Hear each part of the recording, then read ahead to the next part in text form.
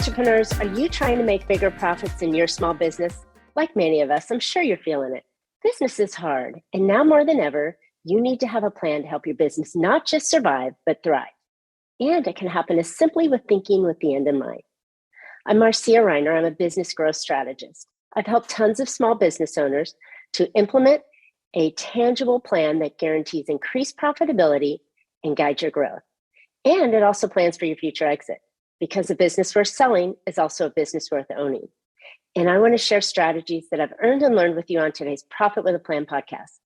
But before we get started, I have something to share with you. I put together an insightful Think Outside the Box masterclass.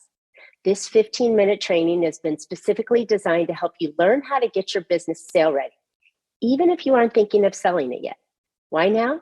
Join me for all the benefits that come with having a sale-ready business. Register for free at scale2sell.biz.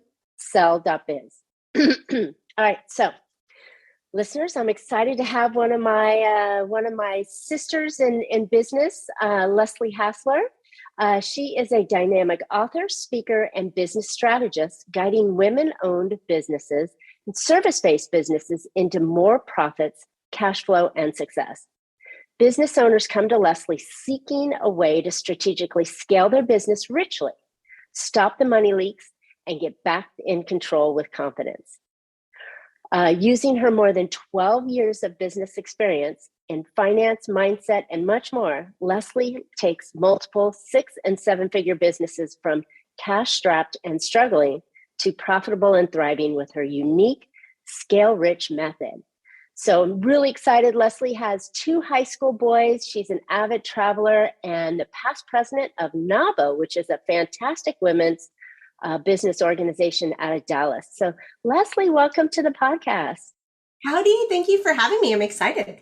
Yeah, me too. Okay. So, I said, interesting enough that, you're a fellow sister in the business strategist and growing companies. So it's such an honor to have you on the show. How in the world did this come about with you? How did you get into this lane? Oh, I always say it's very God-led. This is my 3.0 business, if you will. I ran a interior design and construction business for 7 years, successful at it, but was not happy in it at all. And so the last few years of that, I really walked around going, okay, God, if it's not this, then what? And that really forced me to look at, what did I love in my business? What did I love that I did? And it came down to, I loved business. I really could have cared less if I was doing interior design. So I was like, okay, sign to be able to do something else. Just those conversations led me into this work. I think it's part of what's able to fuel my soul.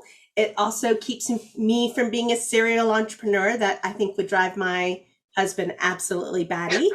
So it's a way for me to take my gifts, the things that I'm really good at, and share it with more people so that they can have profitable and successful businesses. Love it. Love it. It is so important that we have found, because that was the similar story or similar path that, I was doing it in my business so much that I found I'd rather help others do it because it meant so much more to me, and had such a passion project. And it was so funny. I was in the financial services world, and I was sharing the stuff that I was learning about my business growth with my clients. They wanted that more than my financial planning advice, which, those are a dime a dozen anyways these days. But so it transformed me. So I'm excited that you had a similar path on that. All right. So you mentioned that, you like to work with people and get them more profitable. Mm-hmm. And we do it in a way of growing our business, obviously. So we had a conversation before, and we were talking about kind of what is the real difference between growing your business, which honestly, I think you have to do or you're dying, and scaling your business, which is a different way of growing it. Why don't you explain the two a little bit for us? Sure. And I think it's a really crucial conversation because they're both incredibly important to your business and the journey of your business. But it's not as if you do one and then you do the other, and then you only do the other, right? Right. And what I find is that people, when they need to be growing, they try to scale, and they struggle so much with the scaling side of things because they weren't done growing. So you Mm, really need to understand the relationship between them. You need to understand what's different about them, what okay. you can expect from them, and why that matters. So So here's good. here's the we'll start off with what they are. In my world, I look at growth. It's foundational things. It is the things that get you to the point of being able to scale. So typically that looks like being able to reliably get clients, being able to serve your clients, being able to, take forms of payment and pay your bills on time. It's some really basic things. But the crux with growth is that growth devours cash. Mm. The thing that people try to solve, the problem that I see people try to solve all the time with growth is creating more cash. And so you're asking a necessary part of your business journey to do something that it can't do.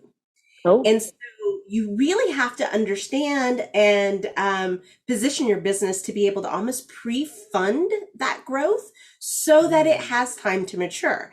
And let me kind of give you a couple of examples.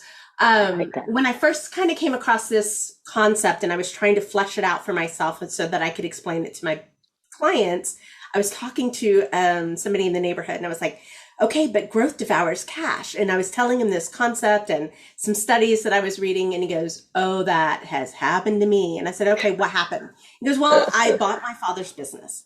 We needed to update the inventory system. We had to take everything electronic, big 6-figure investment in doing this. I said, okay, I'll bite. How long did it take you to see money from that investment? And he goes, 18 months. Wow. That's how long it took from the time he spent the money to the time he actually saw it return. And that is a true growth maneuver, foundational, Hmm. revolutionized his business, made him more competitive, like all of these right things. The thing it didn't do was put money in the bank right away. Huh. That's the biggest challenge that small business, bootstrap businesses face is having the cash flow going through so they can do that. And that was a long investment and a large investment. So that took a lot of faith, right? It took a lot of faith, right? But it also made really good business sense. If you Mm. think about it, like it was logical. And I think a lot of people make logical decisions. But like you just pointed out, big bet, long-term play. People don't always understand that each of these growth moves have different timelines. And depending on where your money is in your business, are you in an imperative like, I need some money, like Like now. yesterday? Are you stable? Like you're not rolling in it, but you're not hurting? Or are you in a flush position? The Mm. greater your cash imperative, likely the shorter your strategies need to be because you need the money to come back faster.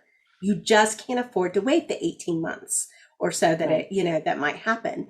So I think that's a big characteristic of growth that surprises people and really can knock them for a loop. When it comes to scalability, scalability is about an exponential return. So in growth, you basically, you're investing $1, you get $1 back. It's a one-to-one kind of a Hmm. relationship. Scalability, you invest that dollar and you get tens or hundreds of or thousands or more back, right? We always love the bigger return. But that is when you really are talking about doing a few other things in your business. So scalability produces enough cash that become profits. So if you can Mm. produce enough profits, you'll have enough cash left over at the end of the day, basic profitability. Um, Scalability is sometimes about efficiencies.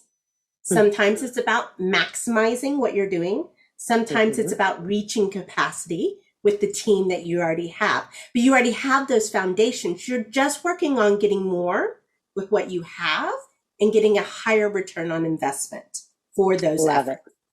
Love it. I love how you defined that the growth was simply getting better at something or bigger at something or something foundational, not necessarily bigger. But then the scaling is when you take that and you put it on steroids, right? That's where you're going to Exactly. get 1 for 100 or 1 for 10 or 1 for 5. Yeah. Either way, it's still a great move. And I love the differentiation because I hear these two words intermixed so many times when people talk about growth, or they talk about scaling, or they talk about, oh, you always need to grow, but you don't always need to scale. And I thought, then you're going to be trapped under this glass ceiling if you don't ever scale. Mm-hmm. And I thought that's why this was such an important conversation to come into, was to really differentiate the two and bring some ideas on when they should be happening. And yes, they should be happening. Well, and like I say, I see it as a dance. You typically will go through periods of growth, and then you should naturally go through periods of scaling. The scaling capitalizes on all that growth. But if all you ever do is the hard growth, then you really lock yourself down in terms of opportunity and potential. Exactly. And the whole role of you becoming a business owner is to, yes, take care of livelihood and all that other kind of stuff, but it's to make a customer and make more customers. And you can only make more if you're scaling the team or the processes or the products that you offer. Yeah. And that requires consistency in that. So interesting. All right, so let's talk a little bit more about some of the areas we might want to structure and grow with. Maybe earlier on, or we're in phase 2, or I loved how you said 3.0. You know, if we're in 1.0 version, or if we're in 2.0 version or 3.0 version, what might we want to do to grow? Because I know that you come back into the growth after you scale, right? Yes. So, the first name of the game is always in getting some clients in the door. That is a valid thing to worry about and a valid point in time to be able to really do.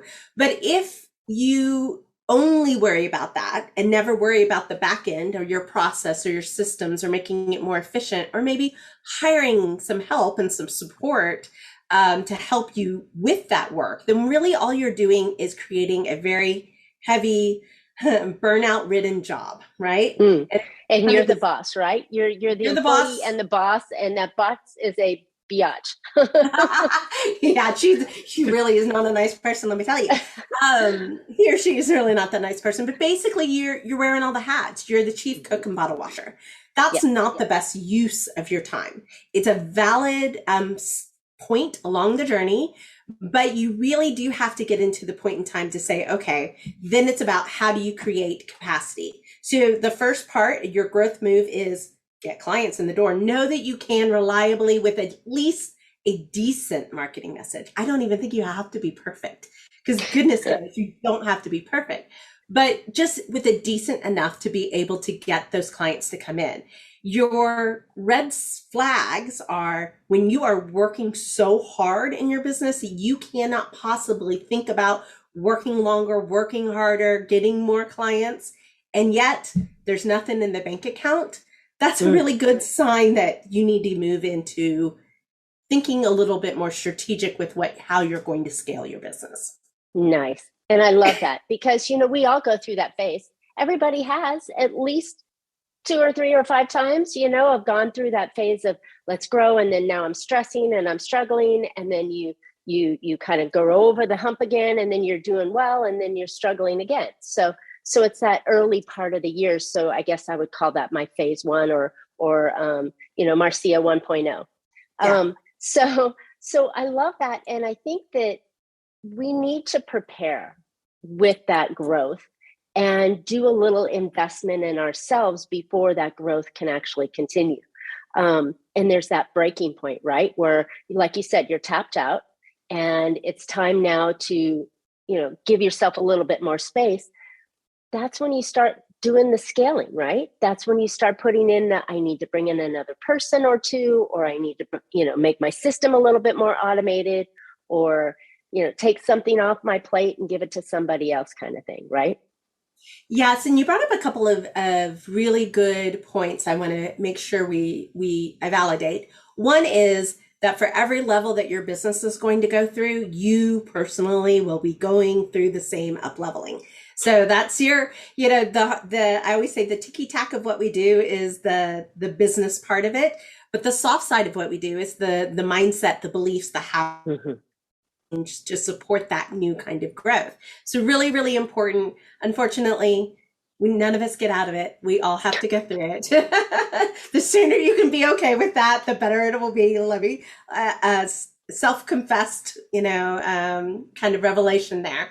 But I think the second part of it is that when you're at this stage, you often feel like time and money are competing.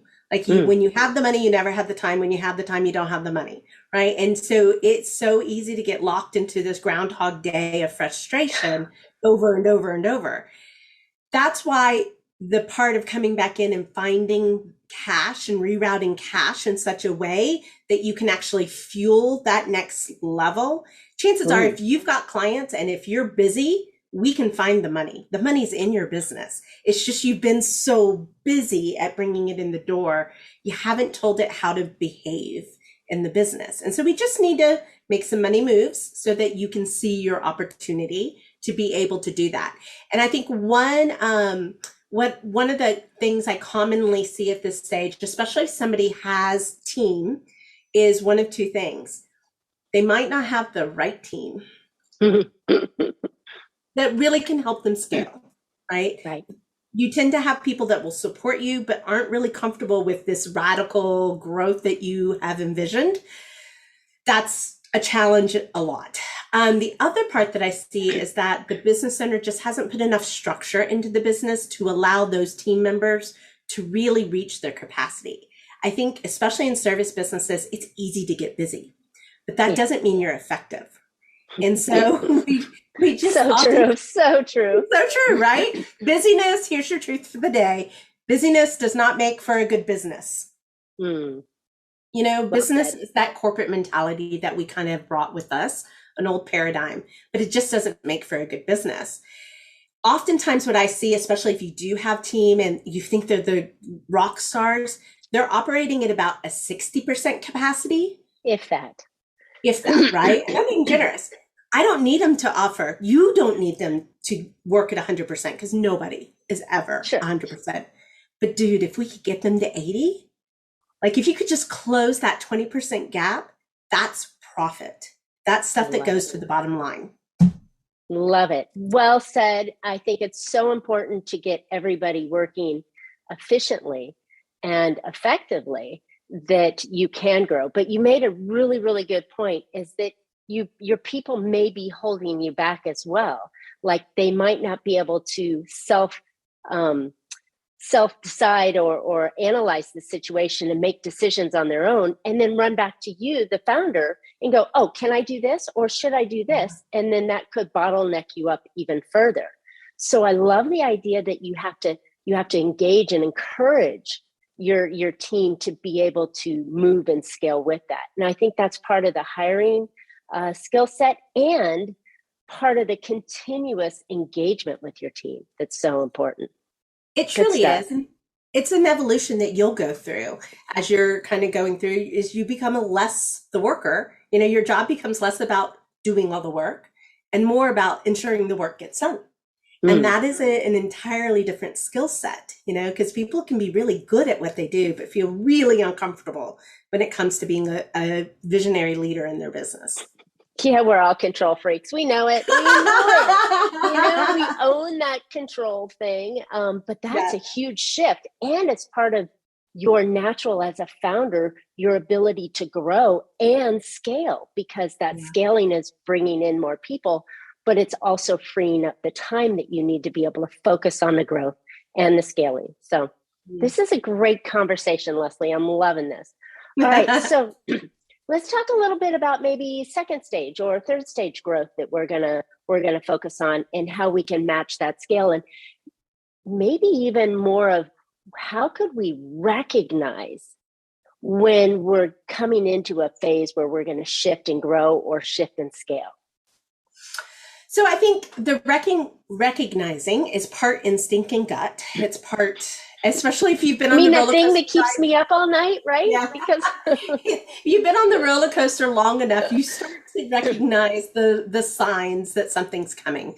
But I think for the logical side of things, you need to have, some KPIs in place. You need to be I don't think you have to be the one doing all your books. I think that's a waste of a business owner's No, time. never do your own books. Hire a bookkeeper really early and do the Yes. research to get a good one. If you can't get a P&L statement from your bookkeeper within an hour, probably not the right bookkeeper. Because honestly, it takes 30 seconds. And you joke and I laugh, but I've had clients that I'm like, can you get a P&L? And 3 weeks or later, they're like, I still don't have a P&L. And I'm like, we need a new bookkeeper because that is a tool. It's a tool Yes. that you as the owner need to be able to use. You don't need to 100%. be an expert, but we need to be able to use these tools to be able to tell us things. So there are Make decisions. predictive tools and there are, lagging tools. And we use kind of those things to make solid decisions. But I think what you'll find is that if you're intentional in knowing that, okay, I want to have, let's just use the 7-figure business because that's the trend, right? I want $1 million business. It sounds good. I want $1 million business and you're at 200,000 and it's just yourself. The growth move is going to be about team or some way to deliver at scale. You're going to bring those people in, right? And then the scale move is about getting capacity, getting every juice that you can get and bringing that up. That's going to get you probably up to 750. The first move will get you to $500,000. The second move will get you to 750. But then there's this gap between 750 and $1 million that you'll hit. So that is our 3.0 of going, okay. And I think there's a couple of things, like I said, instinct and KPIs, but there's also this consideration that we need to have as business owners in, is this the business I want to own? Is this the life I want to live? Right? And really check in because that 750 mark, you're going to have a lot of good stuff in place, especially if you're a service business. And if you're not a service business, you're a product, you're probably going to be maybe at 3 to 5 million. The zeros just change, but the stages remain the same, if you will. Love it. But you're going to want to double check. Is this creating the life that you want? Is it creating the profits that you want? Is it giving you the owner benefit? Because it needs to give you an owner benefit. And it needs 100%. To be sooner, not later. This is not a prize to be won. This is something, the name of the game, I just read it this earlier today, is like, the name of the game has to shift from being profitable someday when you're big enough, you've worked hard enough, you've done all the right things, to being profitable as small as possible. Love it. To reap the rewards, and you should. So I always say you've invested your time, blood, sweat, tears, weekends, nights, your kids' baseball game, whatever it is, you've invested all that in. Getting profitable sooner rather than later I love that idea. It is really a recognition that you have to take and look back at yourself, because so many people hate their job because they're still in there swinging the hammer instead of leading the company and being the visionary, as you said earlier. And I think that's the shift that you want, because if you stay swinging the hammer, running around driving customers as a realtor, or doing the taxes as the CPA, rather than going, okay, I'm seeing organizing, you do that part and I'll keep doing this part. And I think that's the realization that we should make even before we hit that 750 mark. Do I like what I'm doing, and can I enjoy it more? Yeah. Because we all spend ridiculous hours at our desk. Exactly. And there are things that will suck your soul dry. That was honestly what I was suffering from in my first business. My soul was being sucked out of my body. And there are things that will feed your soul. And, one of the considerations we always talk about with our clients is like, what is it that you love to do? And let's hold on to that. Even if it's not like, let's say you're the realtor and you love to drive people around, like you love the hunt, that's one of your payoffs. Well, as a $1 million, $3 million business, $5 million business, can you be doing the hunt all the time? No, you can't. But that doesn't mean you have to give up the hunt. Right. You just redefine where that is. And so even we have one client that happens to be a financial planning firm, and we're getting her to that top 5% of her clients so that she still has impact, the thing that she loves, but we've made space, right? For her to be able to mentor team, for her to bring diversity into her industry, all these things that really light her up, and do it in a way that also, pays the mortgage and allows for her to have the experiences that she wants to have in her life. I love it. Yeah, I had a financial planner as well that we were talking about scaling to 1 million. She's like, no, I can do it on my own. And I'm like, at what cost? And she goes, oh, I can, if I do it like this, and that. And I'm like, at what cost? Because she's going to get to the point where she can no longer enjoy the job because she's busy doing too much of it for her to truly scale and or truly grow to that number and have it be enjoyable and comfortable and still be beneficial to the customer. So I think that that's really, really important. All right. You've shown us a lot of signs. I mean, I keep seeing them going, yeah, that's a good one. And yeah, that's another really good one that we all need to face and realize. And tell me, this doesn't happen overnight, does it? No, it doesn't happen overnight, because likely you've spent some time in creating habits and pathways in your business. And what I like to say is, we'll come in and we'll take a Fiat and turn it into a Tesla. But we have to keep the car running, right? We have to make sure that the business doesn't capsize in the middle. And if you don't do these things sequentially, if you don't do them with strategy and preparation, you'll fall in the middle. So you do need to think about that. But I also say it can happen a lot faster than you ever thought possible. And we have one client so we just hit a year. So we started, spring of 2021. In 9 months, her personal take home outgrossed her previous revenue. So that's the money she took home in 9 months. And when we outlined what that growth forecast could look at, like what a profit plan would look like, how this could shape up, when I said, I think I can get you to 1.9 and I think you can take home 800. Do you believe that? And she was like, I don't think that'll ever happen. I was like, okay, well, let's just try. Right? And she put herself away. So I think that's the time thing. Like, yes, it's going to take effort. Yes, you're going to have to change some habits. Yes, you likely are going to have to do something differently because you want a different enough result.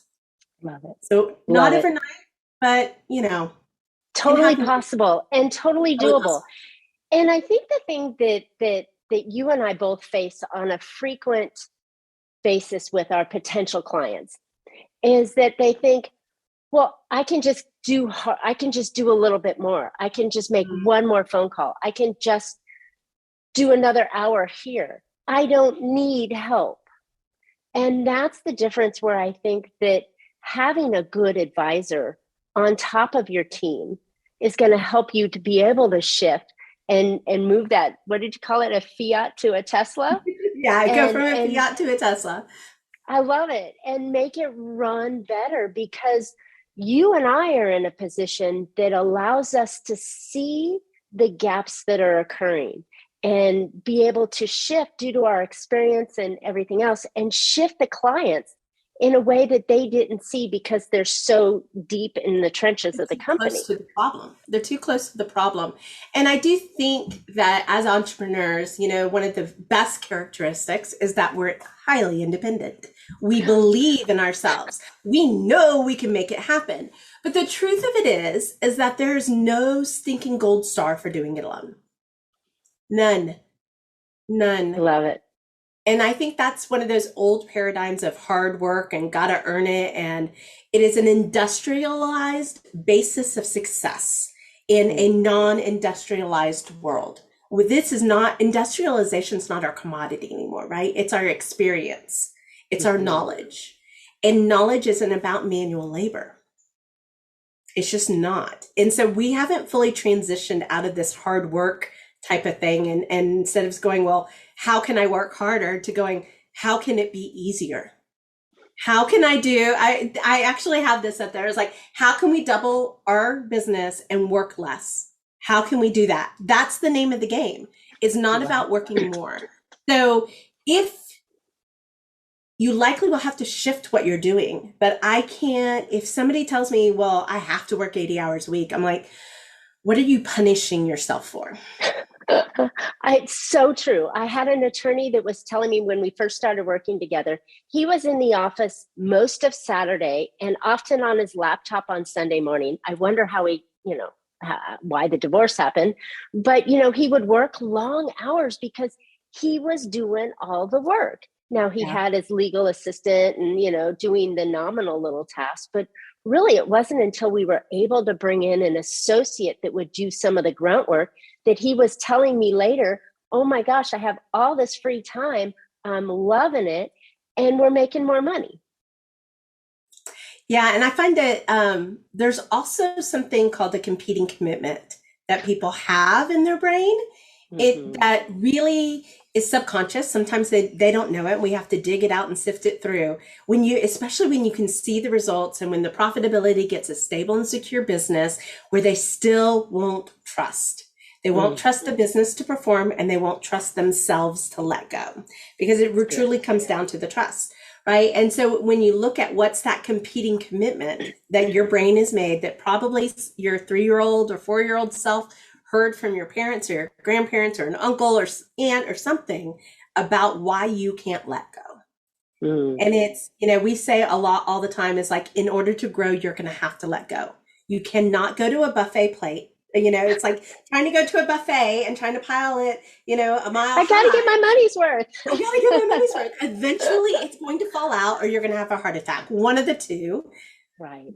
But why? Why can't it be about ease? And why can't it be about profit? And why can't it be about impact and purpose and, joy and freedom? It And you can know be. what?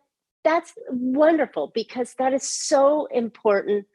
We started a business because we thought we could do something better or faster or get rid of the boss or whatever it is. That's our entrepreneurial mindset.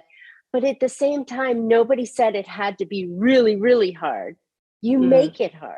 And Mm-hmm. there are ways of making it easy. And there's so many opportunities for those that can scale and grow their business to have an enjoyable company that pays revenue now, fantastic revenue now, profits now, and you've got an asset that you can sell later on because you've built it in a way that it runs and it Yep. runs well, and it may even run better without you.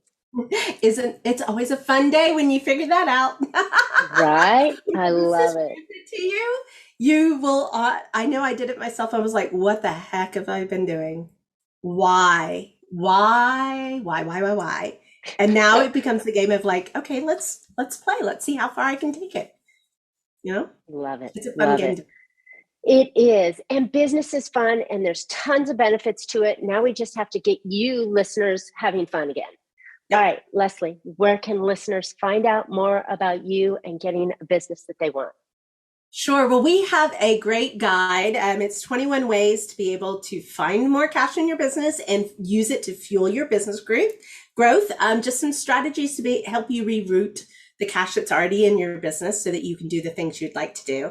And you can find that at yourbizrules.com/21 ways. Quick little download, lots of great information in there. And I always love, like, if you download it, you've got to send me back a response and says, here's what I found, because it's my fun game. And I love hearing some people go, I just found $10,000 in 10 minutes. I'm like, hallelujah, praise the Lord, go find some more.